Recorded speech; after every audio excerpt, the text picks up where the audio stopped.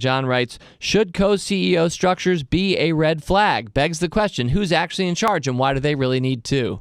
And there were a few other questions following up about Whole Foods. So I think that this came up and was a discussion perhaps on another Motley Fool podcast because Whole Foods is one of the few companies I can think of that has a co-CEO structure. And because the stock has been underperforming recently and because the business has been undercut somewhat with others charging lower prices and eating into some of the profit margins at Whole Foods, I think the question is, does this model work? Well, because I know John Mackey, full disclosure, he's on our board of directors. He's the co-founder and co-CEO of Whole Foods. I know that it works for John, and I think John is a very special person. I don't know whether a structure like that can work for any other two people or whether it's one of those things where for certain people in context it works and for others it never will.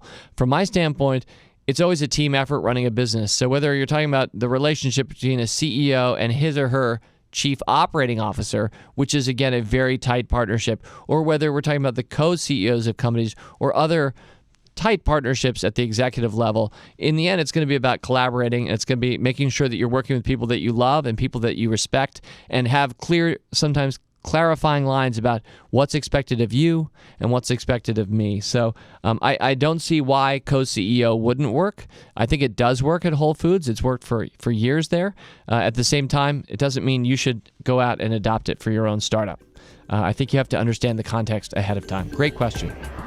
As always, people on this program may have interest in the stocks they talk about, and the Motley Fool may have formal recommendations for or against. So don't buy or sell stocks based solely on what you hear.